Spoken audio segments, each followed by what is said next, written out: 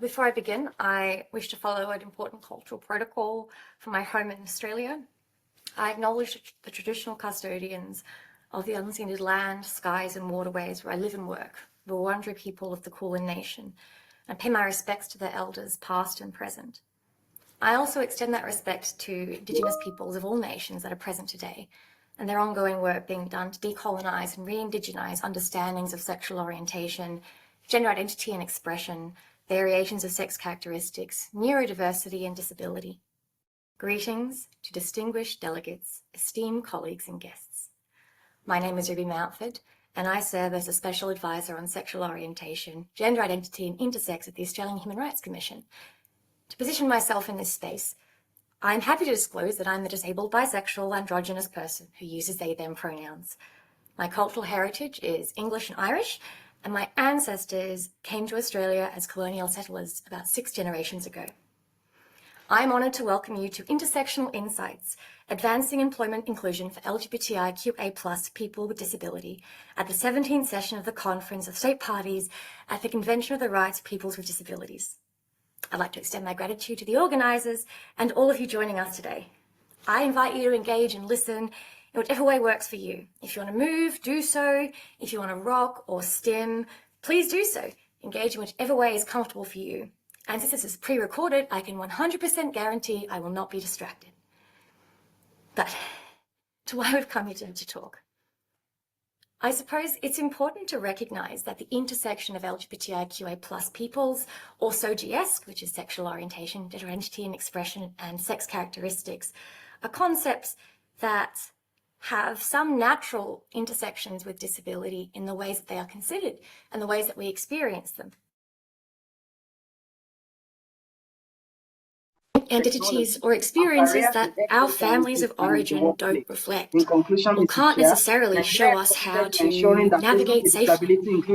They are often experiences where sometimes discrimination and violation of our human rights can come from the family. And in those ways, there are some natural similarities that mean that we have found and are building visible and innovative movements across the world.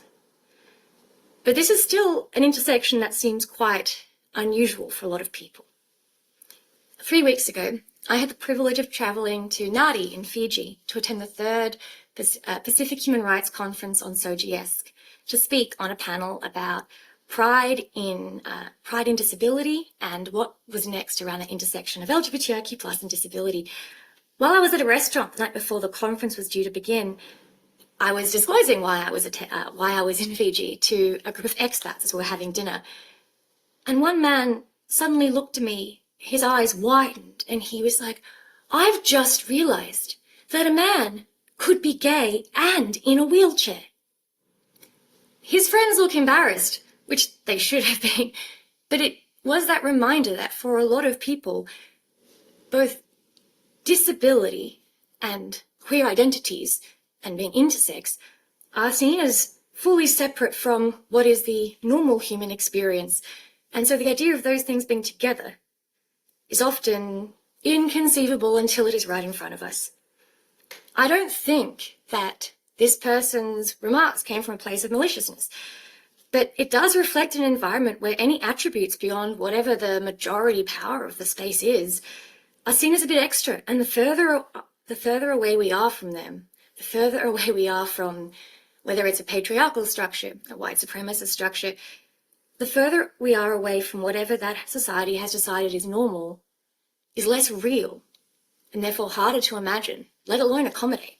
The other underlying understanding or preconception that forms the roots of the violence and the discrimination that is leveraged against both LGBTQ people and people with disabilities is outlined in the joint statement on LGBT people with disabilities that was a collaboration between the independent expert on SOGII at the UN and the Special Rapporteur on the Convention for the Rights of People with Disabilities. And that talked about that there is a pervasive perception that unless we are cured or corrected, we are somehow inferior to other human beings. These concepts and conceptions are also manifesting in the history of medicalization in our communities. And there is overlap. In fact, one of the most direct examples is that the man who invented applied behavioral analysis, one of the more well-known interventions for autistic people, Ivor Lavas, was also developing interventions for gender and sexual non-conforming young people. And this wasn't that long ago. Being queer and being disabled means that we have identities that people seek to correct or want us to minimize and overcome. When we talk about the medical model, that is what we mean, to overcome our deficits. And so much of the barriers we face in employment, what we're here to talk about now, are based on this idea that we have to overcome these issues or be seen as a burden on the structures that we seek to work in. It is our right to seek meaningful employment and to find meaningful work and employment and to be able to provide for ourselves economically. Economic independence also minimizes our vulnerabilities to abuse and to coercion. And each country is in a different point of recognizing the rights of LGBTIQA+ peoples and the rights of people with disabilities, which does make this intersection difficult to understand. To live in is a different story. In Australia, we've spent millions and millions of dollars over 30 years to try and improve the levels of people with disabilities in full-time employment or in meaningful employment. We haven't shifted the dial.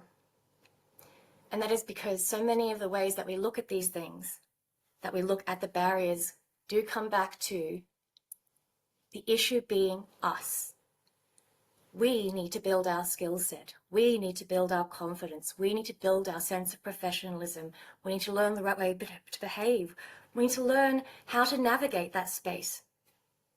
We cannot find solutions that are based on the burden entirely sitting on our shoulders. What we need is to see shifts in understanding and real brave efforts for cultural change by states parties that are reflecting in legislation that uses human rights models of disability.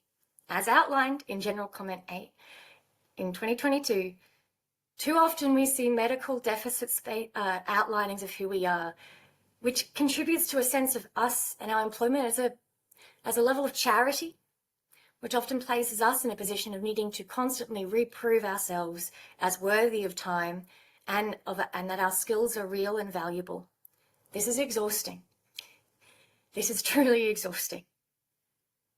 We also have to understand that there are specific intersections of these experiences that are weaponized, and that weaponization is affecting our abilities to reach employment. Being autistic is not a reason to deny someone's access to gender-affirming treatment. A disability cannot be used as a reason to deny someone our human rights. And I think when we look at the approach that we're currently seeing, the low expectations that people continue to hold about disability cannot just be ours to overcome. Dorothy Riddle developed a scale of attitude towards difference, which I think is really helpful to understand, in honesty, where you are and where you need to get to. This range went from repulsion, number 1, all to nurturance, number 8. From repulsion, we go to pity. We are born this way and it is pitiful. Then there is tolerance, that life is hard, and they can acknowledge that attitudes do make things worse. Acceptance, which is, it's a fact of life, but it shouldn't be celebrated or punished.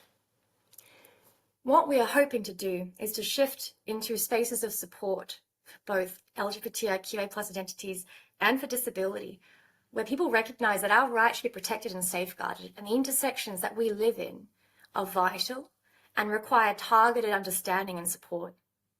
Marginalization is a strong cause of disability, and as we've experienced a mass disabling event in the COVID-19 pandemic, we have seen that it has affected trans and bisexual people at much higher rates than cisgender, straight, gay and lesbian people.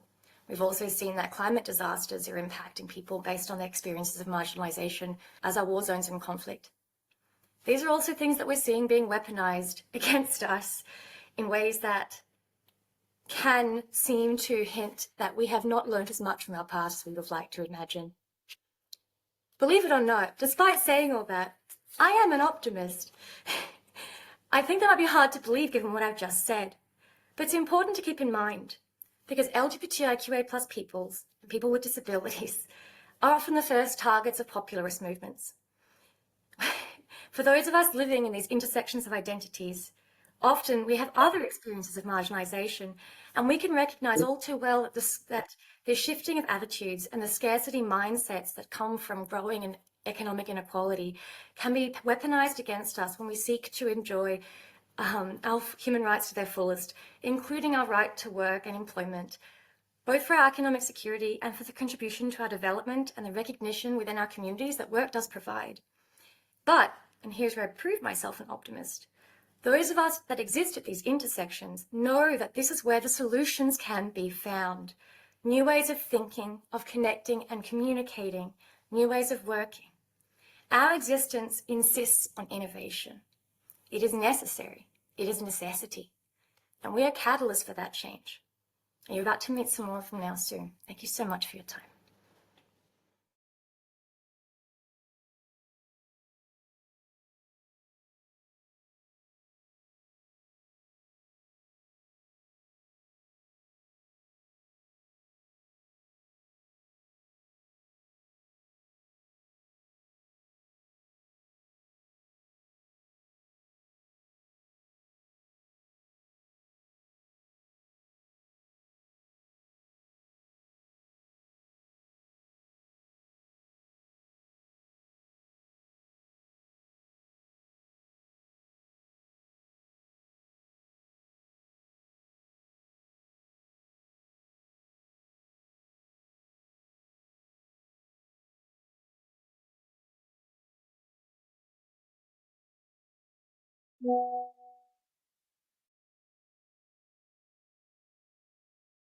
Welcome to Intersectional Insights, advancing employment inclusion for LGBTQI+ people with disability.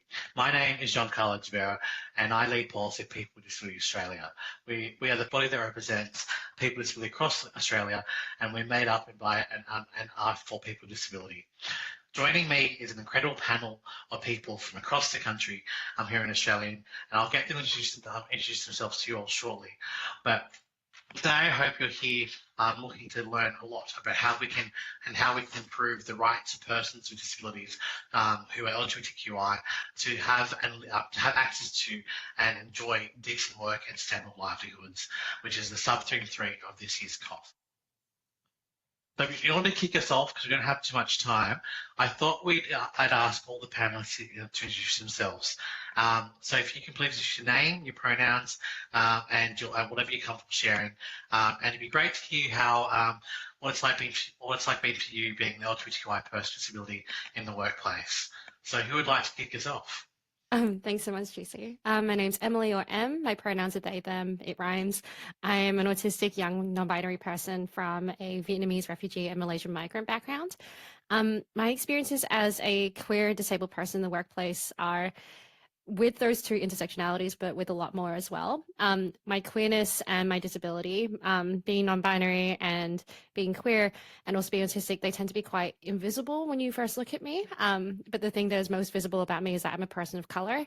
And I think that kind of intersecting with that model minority myth that there is in Australia, I was kind of seen to be expected to be this quiet and well-behaved and achieving sort of person that was seen and not heard. And I think that was really hard for me to break out of that shell and then be able to embrace my differences as both a queer person and a queer person with disabilities. So it was really difficult, not just sitting within the intersection of being a queer person that's disabled, but also a queer person of color that's disabled. And I think navigating that and proving that I'm capable whilst also having this imposter syndrome of like, am I disabled enough? Am I queer enough? Having to prove that to myself as well. That was really difficult. Thank you so much for sharing, Emily. And Charbel, you come from a culturally diverse background as well. Would you like to introduce yourself and tell us a bit about what it's been like for you? Sure. My name is Charbel Zada. My pronouns are he, him. I'm also culturally and linguistically diverse, just like Emily. My experiences has actually been quite similar to Em's. It's all about trying to move beyond the internalized sort of internalized racism sometimes about how I present, what I can do, what's my worth like, and how it looks in the workplace. And it's been an ongoing journey, and I'm pleased to say it's at a good place right now. That's so good to hear. But I know it can be quite tough, Uncle Paul. And so I want to go to you because you've been around the longest out of all of us. Can you share what it's been like, from being a person with multiple years under the belt, but also being a First Nations person? Yeah, thanks, John. Yeah, well, Paul Calcott here. I'm a proud Wiradjuri man and community elder in my community, so I'm often called Uncle Paul. And I'm a proud gay man. My pronouns are he, him, and a polio survivor. So, yeah, I grew up in an era, and it's still happening. But back in the 80s, if you could hide your disability or hide if you weren't straight, if you could hide it, was the best way to get a job. Back in the day, because I walked with a limp through my polio, people would just say, no, I'm sorry, we don't want to employ you. You're not the look we want. Or people with disabilities sort of bring the rest of the group down. You might not be able to perform your duties. So I was just cut out straight away. Often I would apply, send off written hand letters for jobs. And when I went for the interview and they would see that I had a disability, they would just say no. Because back in the day, I mean, they can't just say no now. They look at other ways to camouflage it. But they just said, no, you can't have the job. And even being a fair-skinned Aboriginal man, even I did have a job, and it's terrible too, but my dad would come in to visit me and have lunch. And I was always concerned about people seeing that my dad was a black man and how they may judge me or change their attitude towards me. But very luckily, I had some amazing people I worked with. I worked for the government back then, and they were very accepting. But in saying that, technology has opened up a lot more ways for people with disabilities to be employed now. But what I'm finding is that still very much the disability has become an industry now. And there's still part of your disability and how disabled you are and the support needs is still forming part of the selection criteria for some organisations that I find. So in some respects, things have changed a lot for when I was looking for work. And in some respects, things sort of haven't changed.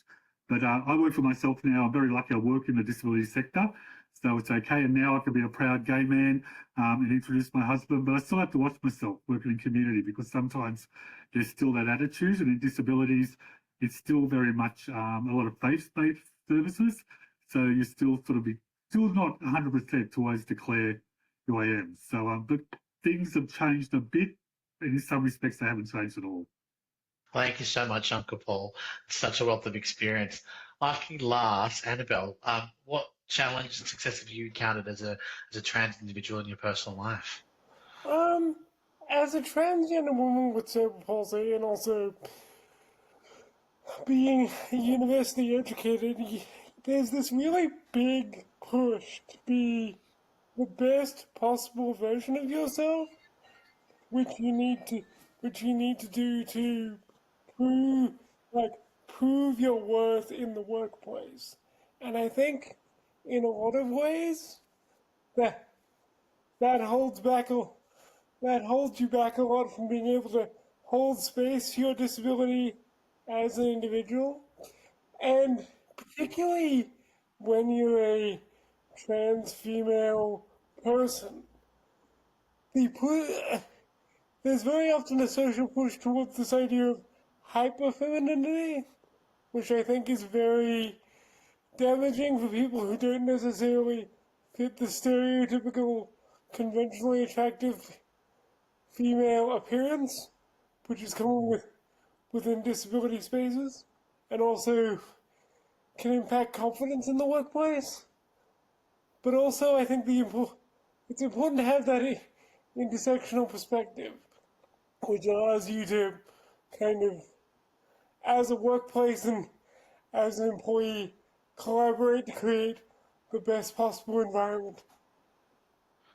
Yeah, that's fantastic, Annabelle. You really brought up quite a few things, and like as you were talking, it made me think about the minority stress. Like we're clearly a diverse bunch of people here who have to challenge a lot of compounding impacts of disadvantage. So, like as a group of people, how do we like how does minority stress impact you at work? What role does workplace assumptions and cultures play in having either a positive or a negative experience at work? Let's unpack that a bit. Who'd like to kick us off? I can only speak to my own personal experience. So for me, minority stress has actually always been present within the workplace. I've had situations I've had to explain to my colleagues, the way certain ethnic clients act is usually due to cultural reasons, and it's exhausting having to be the teacher. So that's how, like for me, minority stress manifests itself. I've had colleagues ask me quite invasive questions, to the point I've had to defend myself and my culture. I'm from a Middle Eastern background, so my culture can be quite harsh on being a person with disability, person who's also queer. And so being asked questions about like how I can reconcile that with my identity in a workplace, sometimes it's not a very relevant conversation to have in my workplace. I don't need to defend myself. I'm simply doing my job. So it's been a very strange time. When I am being asked to sort of have that kind of conversation, it puts me on guard. It makes me defensive. And what happens in turn that it drains my energy and I don't end up feeling safe within the workplace. So for me, that's kind of how minority stress manifests itself and how I feel when that kind of situation occurs. I think for me, if I'm going to talk about workplace assumptions and workplace cultures, I think they play a very big, important role in having positive and negative work experiences. Challenging biases within colleagues can help build better working relationships, not only between colleagues, but between clients and workers. I think a workplace culture that really enforces diversity and inclusion won't see situations where I'm having to maybe sit in an environment where I've had to pretend to laugh at somebody mocking another worker's accent, stuff like that. That's been my personal experience. So yeah, it's an interesting time there. No, absolutely, Charbel. Like I think it's really interesting to see how the workplace culture can improve just productivity and working relationships, as you were saying. I'd love to hear from others. Uncle Paul, do you like as someone who's maybe triply disadvantaged, is there something that you think works particularly well when it comes to workplace cultures and to make sure that everyone has a positive experience as much as possible? I think we still have a long way to go. For instance, with minority stress, I sit on a number of boards and here in Queensland, and intersectionality between being an Aboriginal man and having a disability and being gay, sometimes you're on there because you tick multiple boxes, and so you're representing all these different groups. But some of the things I come across, for instance, in the workplace is, for instance, in Queensland, there's the last census showed there was over 240,000 First Nations people in Queensland. The last census showed that there's approximately 30% of our population living with disability. So that equates to possibly 80,000 First Nations people in Queensland potentially living with disability or chronic health concerns. Yet quite often I'm the only person on a board or an advisory group or employed, and I'm supposed to represent those 80,000 people in our state with disabilities. So sometimes that's a lot to dump on someone, and there's always not always a huge push towards engaging more people and putting people in there. And again, it depends on the disability as well, and what your support needs are. So I think things are changing in the sector, and here in Queensland, we're working closely with the government to start educating people on disability perspective and showing that our community can do stuff. But as Annabelle said, you do find yourself sometimes overperforming because you constantly feel you have to prove your worth. And you don't want to be tokenistic and just token. So you do overcompensate, and that still happens. And it happened with me, where you thought you were privileged as a person with a disability to have this job. So you had to really outperform and do everything. It's always the same. Look, even simple things like when I went for my driver's license, I drive with my left foot in an automatic car. And I went to drive, had all my tests, everything else, and just went for a normal test. And I got about 10 metres down the road, and the instructor pulled me over and said, no, even though I was driving the car fine, you have to go for a disability test. So from a normal 20-minute test, I had to then go for an hour-and-a-half test to prove that I could drive better than anybody else and could do it because I had a disability. So I think there's still pressure in the workplace. And one other thing I've noticed too, I don't know if they've changed it, but recently, even in some advertisements for positions, one of the selection criteria was that you had to be able to drive a manual car, which was so irrelevant. But that cuts out a whole lot of people with disabilities straight off. Even though you can drive, there's car conversions, there's automatic vehicles, but not to be able to drive a manual car is a way, I think, of sometimes even putting up those barriers for people with disabilities to even apply for a position in the first place. Annabelle, Emily, is there anything that you want to add? Because I wanted to, if there is, I really want to just touch on this point that Uncle Paul was making around how much we're always trying to prove that we're just as good, that we're just, that we don't need to be pitied or looked down upon. And obviously, an aspect of that is trying to create a much more inclusive and supportive environment, so that people who are disabled and who are LGBTQI in particular know that they can be who they are authentically without needing to prove. So can one of you comment on that? Because, representation is so important and keeping people in workplaces is so important. But if you can't be yourself, it's going to be really hard to do that. I think that when it comes to overperforming and trying to prove your worth, there's two aspects to it in my case. One is proving that you can do everything that an able-bodied person can do, even when there are certain things outside of your control, like being able to get accessible transport to certain venues. Because I sometimes do site visits because I work 2 jobs at the moment. And the other thing is that when you're presenting as trans female, you want to present as the best possible example of trans feminineness that you can. So in my case, I spent the best part of 6 to 9 months trying to master things such as feminine nonverbal language, feminine sneezing, feminine coughing, meaningful feminine eye contact, and basically trying to perfect this to the point where no one would be able to question my identity or my validity. And I think when you're a minority trying to do those things, it's very easy to potentially lose yourself in the pursuit of impossible, idealized perfection. Emily, would you like to add some stuff? Yeah, sure. Thank you so much, Annabelle. I think the best way that I can communicate about my experience about this is similar to how the autism community communicates about functioning labels. Like low functioning is used to deny agency and high functioning is used to deny support. And so if you're not presented as different enough, you're not going to get the supports that you need. If you're presenting as too quote unquote normal, what is normal, then you'll just be completely looked over and ignored. And I think I've often had to do this kind of code switching, which is kind of turning up and turning down how much I want to present myself as queer enough or disabled enough for other people. And it's constantly having to see what is safe enough to prove yourself as disabled or queer, or whether it's not safe to actually present like that at all. And I think that's a very privileged thing to be able to do, to be able to turn it up and turn it down. But that code switching is incredibly tiring. And I think that really adds to the multiple minority stress. So I just wanted to put this out there. How do we create the safety that both of you are so clearly asking for in the workplace? Because if we want to not overcompensate, if we want to just be who we want to be, and we need workplaces that are safe, like we got to at once not feel like we're going to be hard done by, discriminated against, and we're just going to make sure that we can be safe in who we want to be. So has anyone come across practices or just positive attitudes and behaviours that have supported people to feel that sense of safety in the workplace?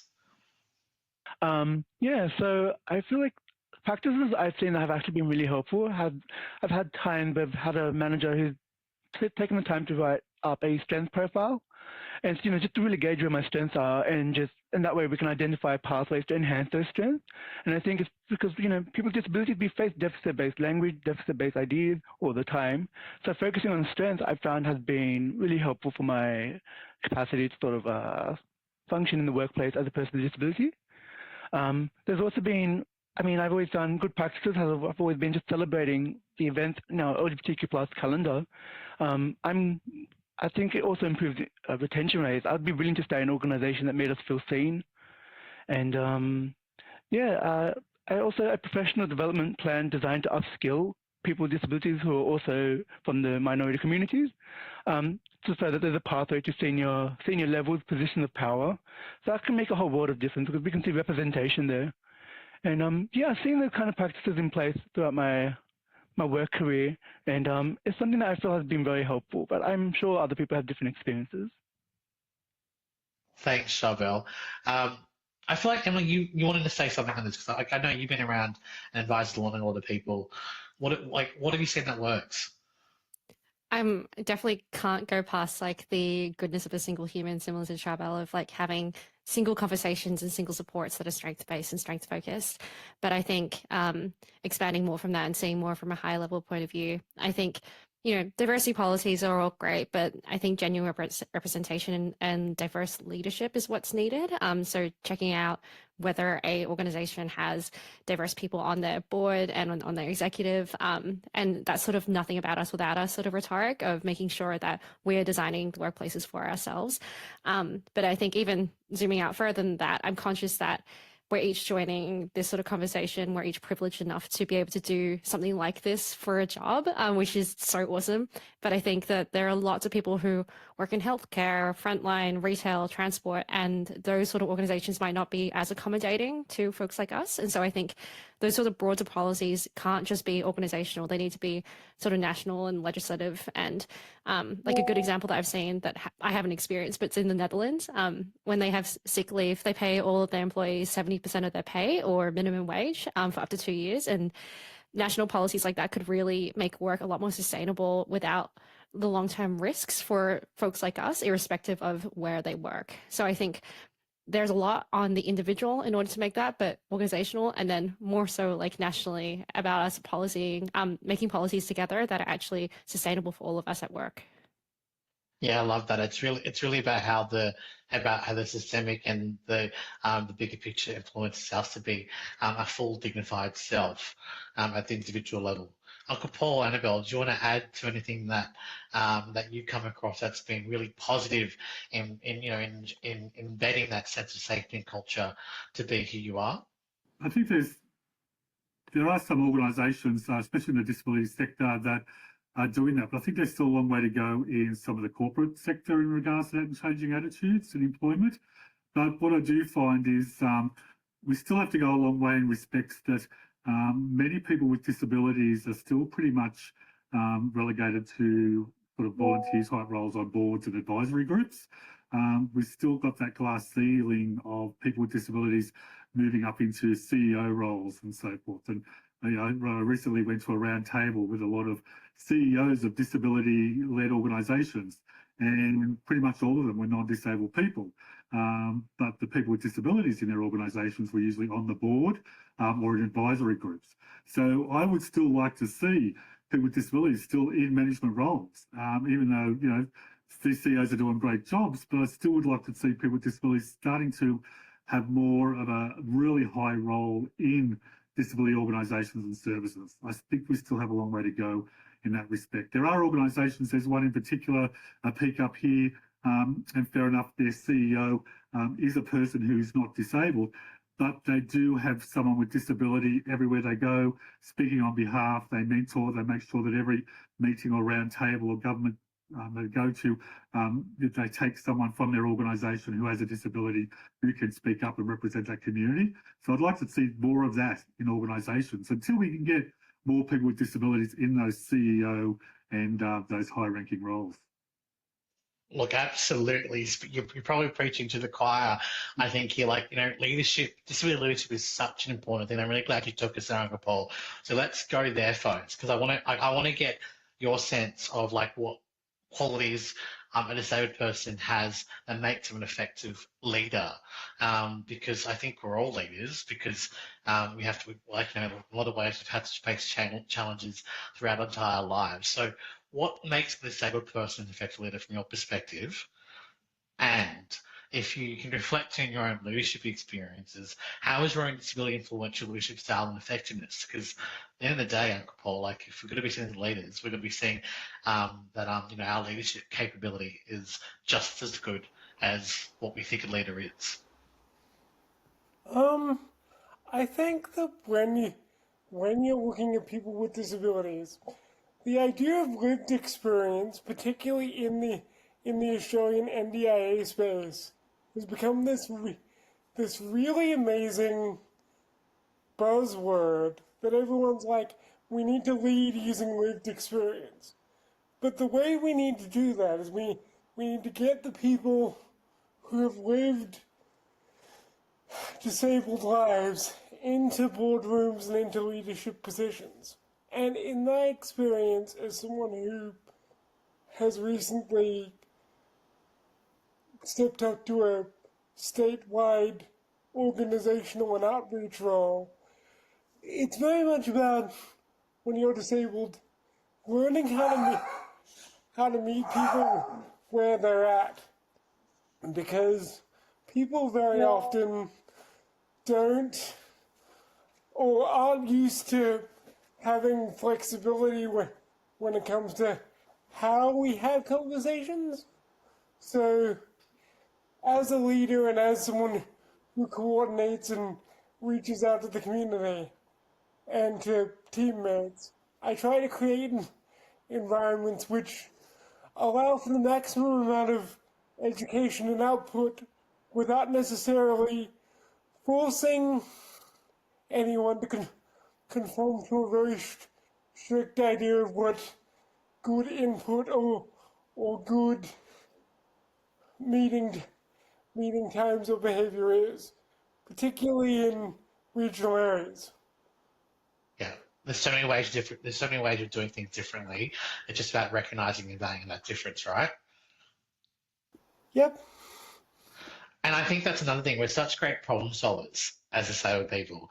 Does anyone have an experience where that's really made you a fantastic leader? Because I think that's something we just sometimes overlook. That just by a very lived experience, we have to overcome so much, and we problem solve that way.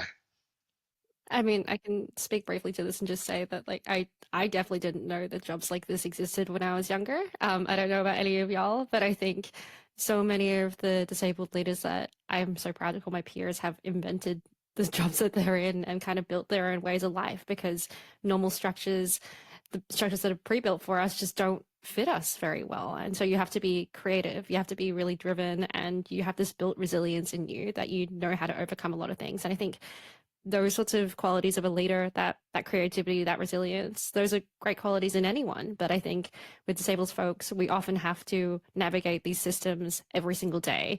And so we learn how to build our lives and our leadership in a way that is a lot more creative and a lot more compassionate, I think. Love it, Emily. Who wants to have the last word? So we are running out of time, unfortunately, folks. But who wants to reflect on what makes a disabled person also an effective leader? I mean, when I think about our role as people with disabilities, especially within space, I mean, to be a good leader, you've got to be a strong communicator, somebody who's got enough confidence to push back against any potential backlash. And I feel like people with disabilities, they've all coped with these kind of systems, this kind of tension especially. And the beautiful thing about these kind of qualities, like, about being a strong self and systemic advocate, being a strong communicator, they're all qualities that can be taught, and they're innate to every single person with disabilities. And so we all have the potential to be leaders in whatever space we occupy. And it's just something I think about every time I'm like down in the dump trying to figure out how to make change. It's always important to remember we're all good leaders the way we do things, and with the right support, we can make change anywhere.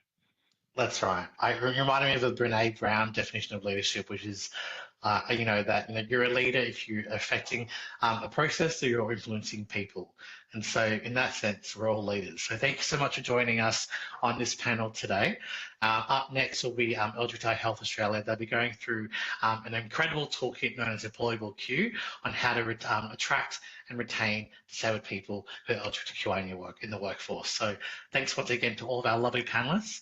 And if you can all thank them in the chat. Thanks very much for your time.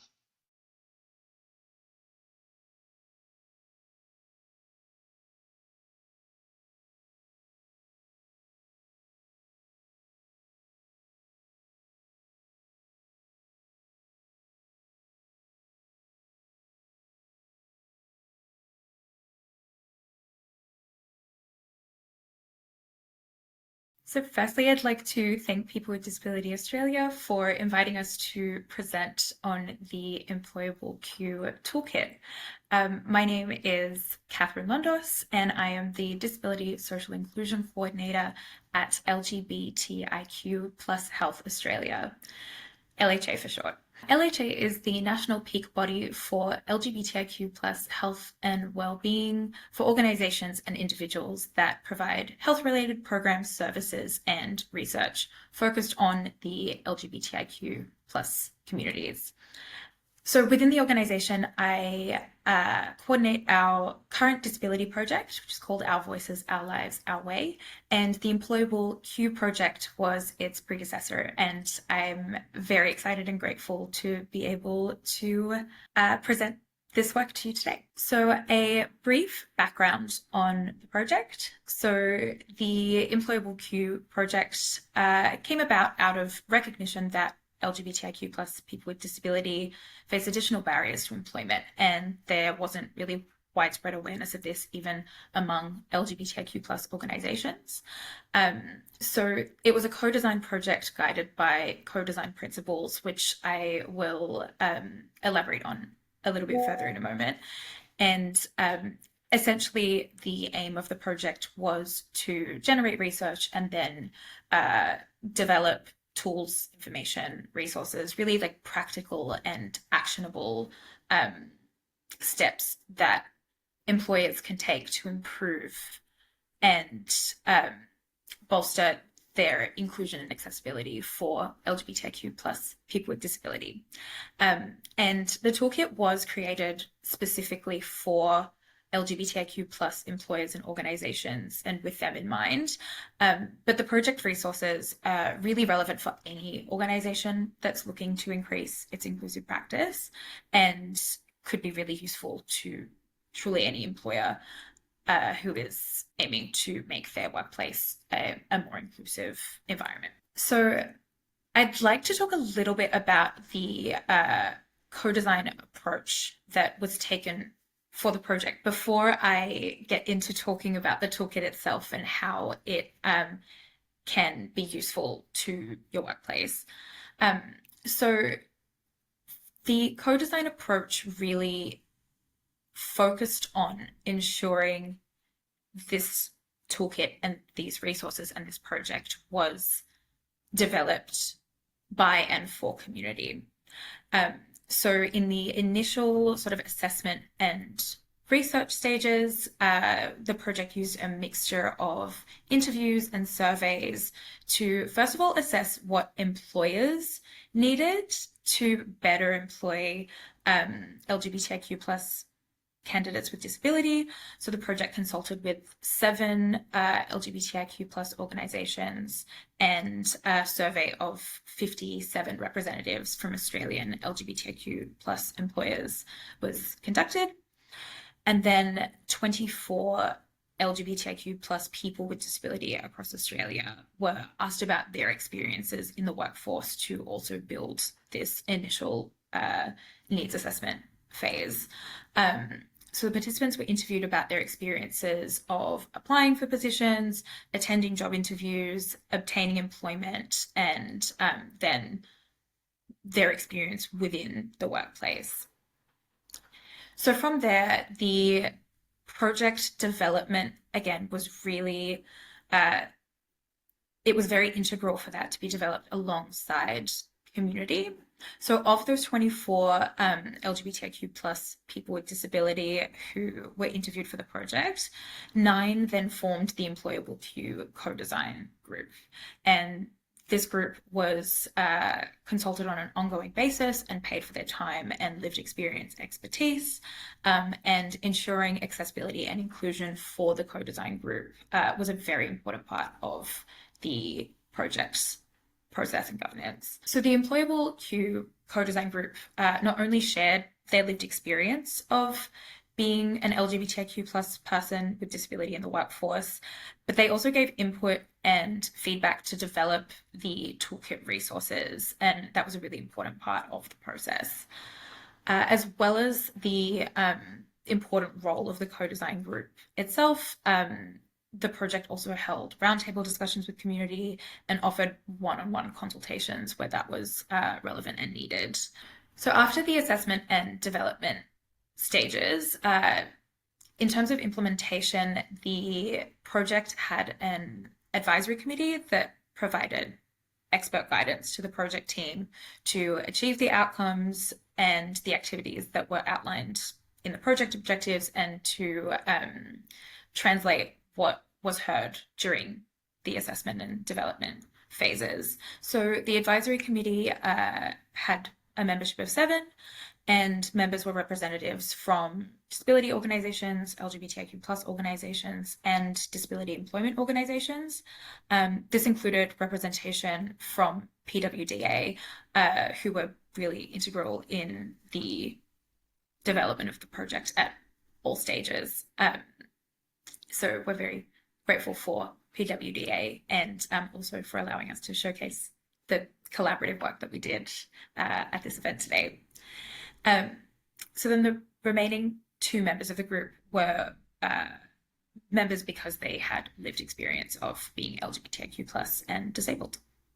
So now that you have a little bit of context as to how the toolkit was developed, let's get into what the toolkit itself entails and how it can practically be used by employers and organizations to increase their inclusive practice. So the toolkit is underpinned by 4 pillars, and there are 17 resources available under those pillars. These are non-prescriptive and often really just a guide for employers and organizations to adapt so that they're fit for purpose for their specific workplace. The 4 pillars of the toolkit are really the framework by which building inclusive, welcoming, and safe workplaces sort of operate under. So the first pillar, inclusion, looks at organizational policies, procedures, strategic planning, and service provision. This pillar is a particularly important one because the co-design group was instrumental in highlighting the importance of this to the toolkit, the importance of embedding inclusion at that structural policy level within organizations. So this pillar was included in the toolkit based on the co-design group's feedback and input. And it includes a guide and a template on creating a disability inclusion action plan for your organization or workplace, and also contains a guide to creating a diversity policy that is inclusive of LGBTIQ plus people with disability. So really tangible things that you can access, fill in, and adapt to your workplace. The second pillar of the toolkit is safety. And what this is really focusing on is how employers can facilitate LGBTIQ plus people with disability bringing their whole selves to work.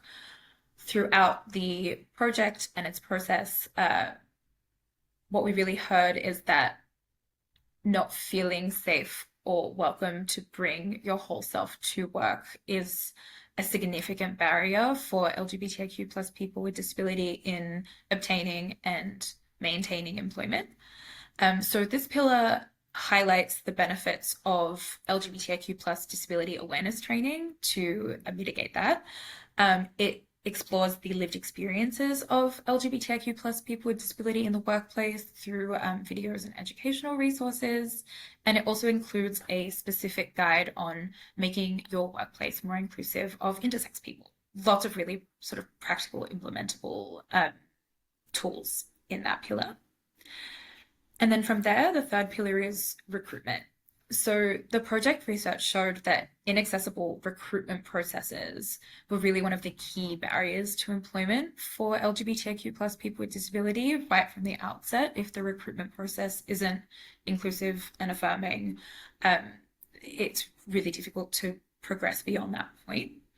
So this section of the toolkit, again, offers lots of practical guides on how to make the recruitment process more inclusive, including templates for accessible job advertisements, how to collect feedback post-interview. So in terms of recruitment, there's really a lot of tangible and implementable resources in that section. And then the final pillar is accessibility.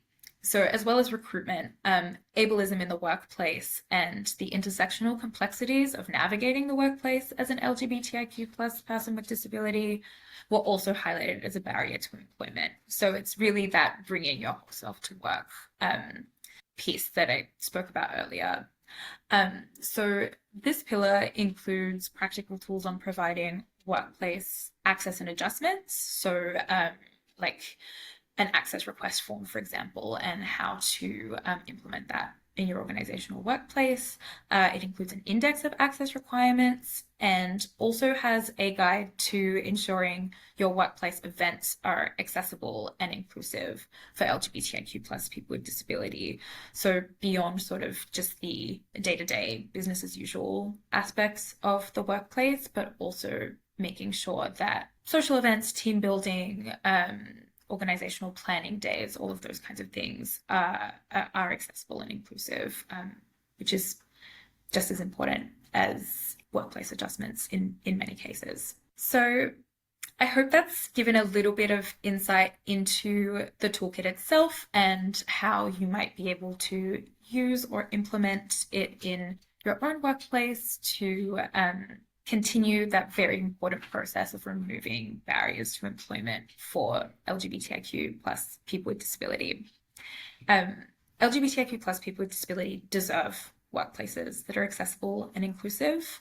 And the benefit to employers as well is that having a culturally safe workplace has flow-on positive effects for existing staff, whole organizations, and really expands the potential candidates that you can recruit and retain within your organization. So the Employable Queer Toolkit is a really practical way of making that a reality in the workplace. And there's a QR code on the screen that will direct you to where you can access the resources and the tools. And hopefully you find it helpful. Thank you so much again to People with Disability Australia for inviting us to present this work. And thank you so much for your time.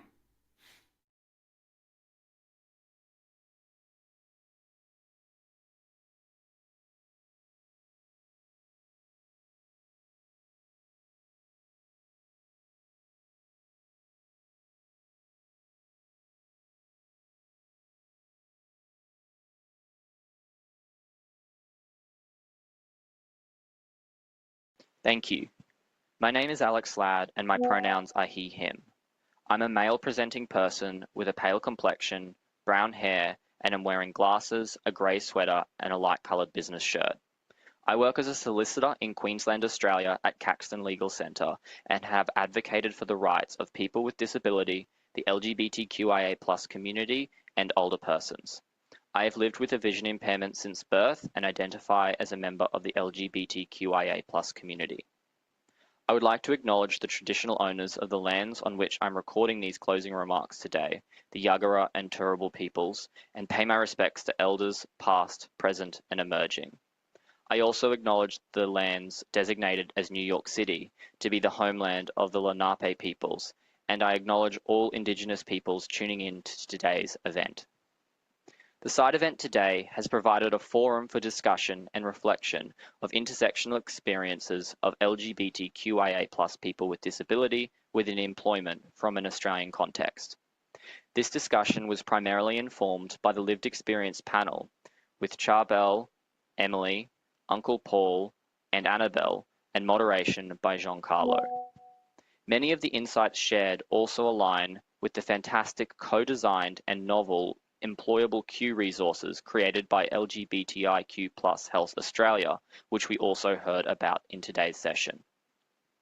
A lack of accessibility and inclusion within a pre-employment context or during the course of employment can lead to exacerbation of symptoms of disabilities due to inadequate work conditions, fears of someone's sexuality or gender diversity being outed, a person's privacy being breached by disclosing information about their disability or chronic health conditions without their consent, a person's freedom of expression not being respected in relation to their gender identity or expression, and people not being their full and true selves due to fears they will be fired, not promoted, or not even hired in the first place.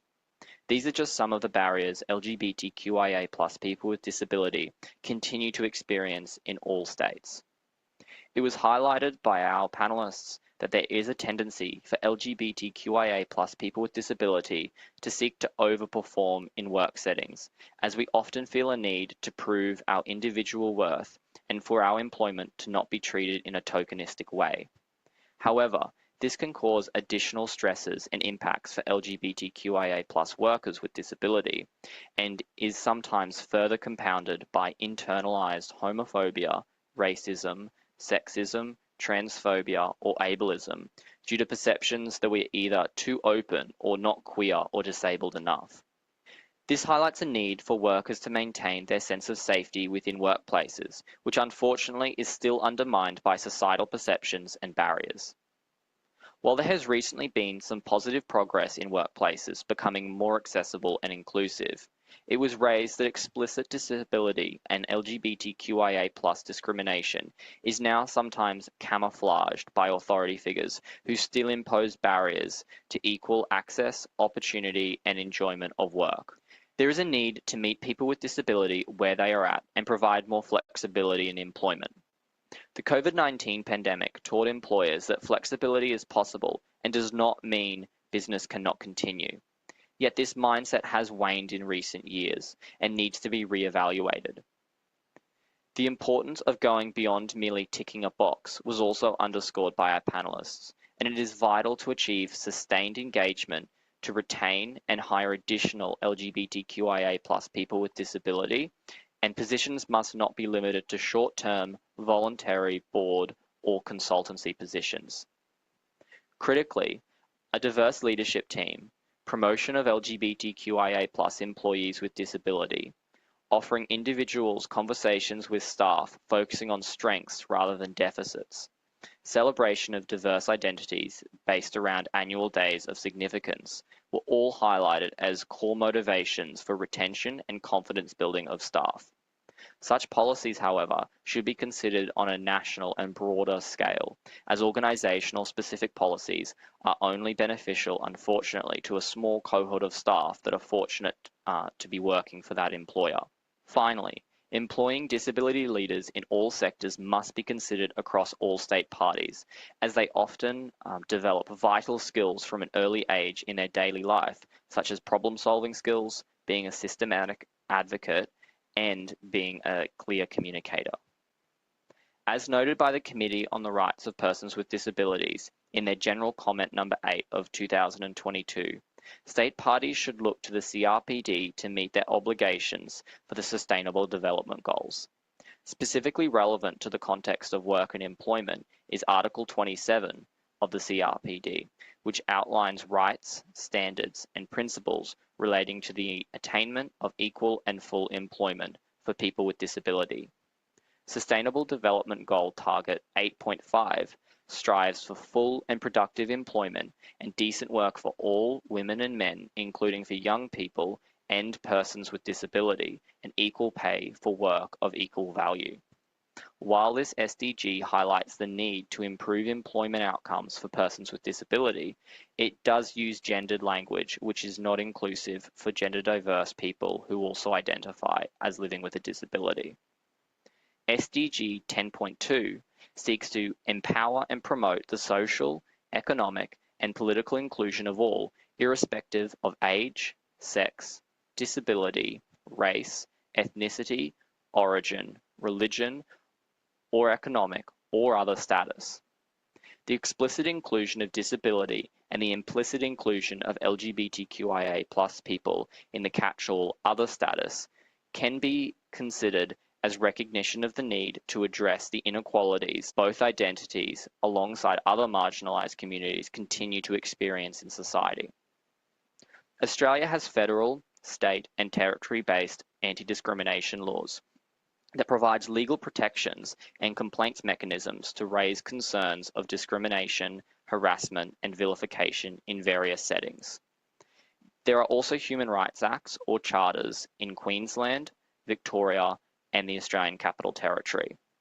Nonetheless, there are still gaps in these protections, including within the protections afforded within the area of employment for LGBTQIA+ people with disability.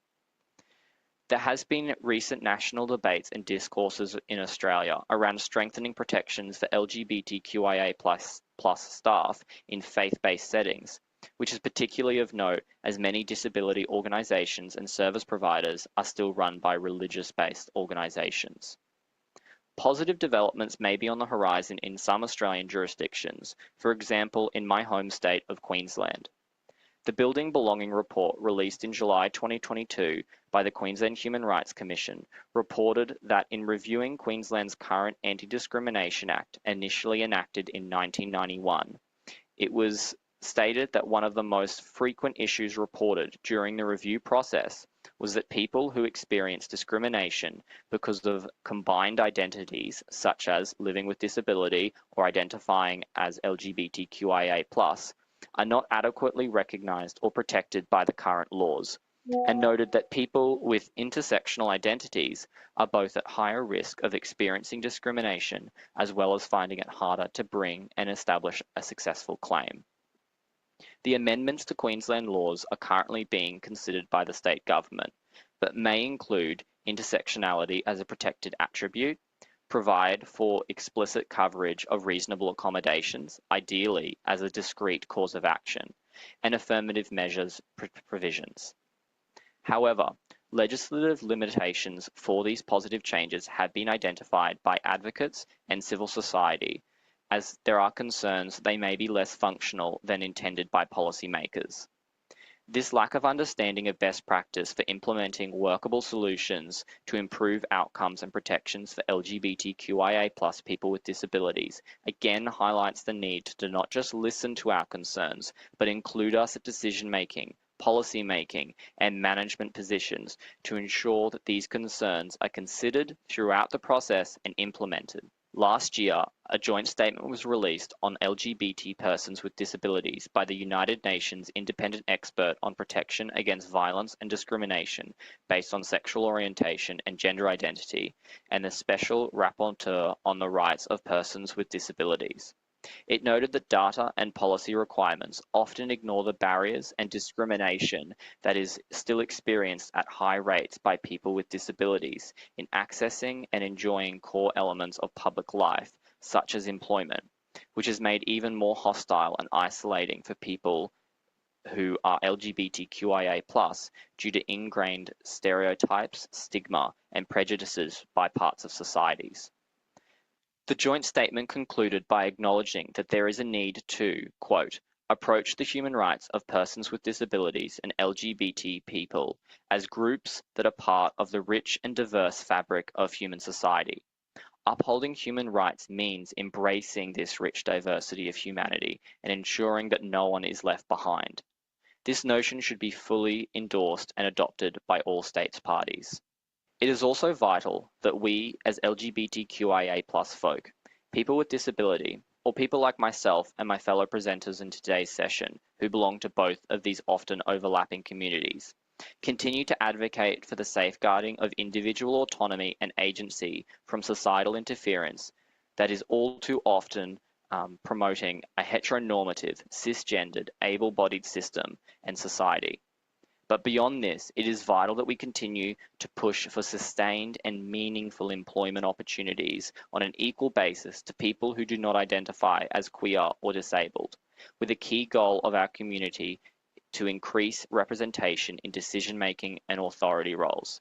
This must be pursued and ultimately achieved by all states parties to ensure compliance with the CRPD and to better represent the diverse communities of our world.